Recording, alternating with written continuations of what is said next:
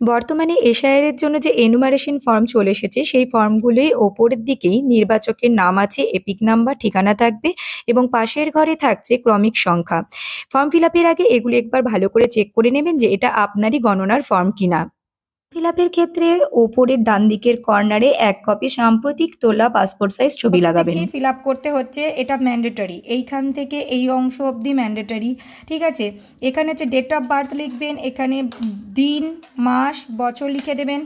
আধার number যদি আছে তাহলে পরে আপনার দিতে ইচ্ছে হলে আপনি দেবেন। মোবাইল নাম্বার অবশ্যই দিতে বলেছে, তাই জন্য এখানে মোবাইল নাম্বারটা অবশ্যই দেবেন।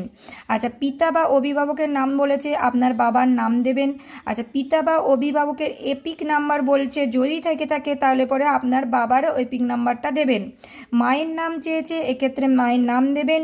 মায়ের এপিক নাম্বার যদি থেকে থাকে বলছে, তাহলে পরে আপনার মায়ের এপিক নাম্বার দেবেন।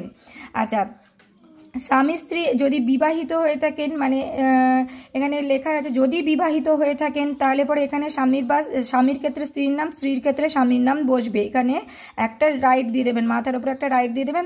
আপনি যদি ২০০২ সালে ভোট দেননি, আপনার বয়স ৪১ বছরের কম, তাহলে পরে এখানে আত্মীয়ের বিবরণ যার পূর্ববর্তী এশআইআর-এর নাম ছিল, এখানটাতে তার ফিল আপ করতে হচ্ছে। এখানে যখন দিয়েছে নাম, সেখানে আপনার বাবা, মা, ঠাকুরদা বা ঠাকুরমার নাম দেবেন। ২০০২ সালে যার এখানে নাম দিয়েছেন তারই এপিক নাম্বারটা এখানে বসাবেন। আত্মীয়ের ক্ষেত্রে দাদু বা ঠাকুমার নাম দেবেন। সম্পর্ক বলতে এই যে ব্যক্তির আপনি সাথে আপনার যার এসছে ফর্ম এসছে তার সম্পর্ক কি। এবার হয়তো পিতা পুত্র হলো। বিধানসভা ক্ষেত্রের নাম ২০০২ সাল অনুযায়ী হবে।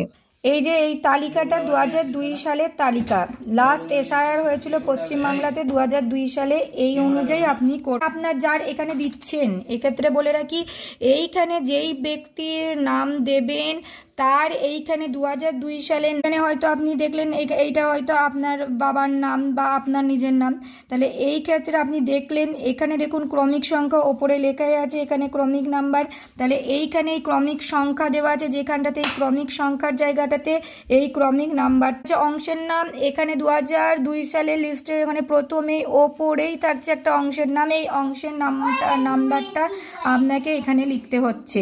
বিধানসভার নির্বাচন ক্ষেত্র, এখানটাতে আপনি দিয়ে দেবেন বিধানসভা নির্বাচন ক্ষেত্রের নাম, এখানে বিধানসভা ক্ষেত্রের নাম্বার ওখানেই থাকছে, ওপরের এই পোর্শনটাতে করেই থাকবে। আপনাকে এখানে দেখে নিয়ে এই দুটো পোর্শন কমপ্লিট করতে হচ্ছে।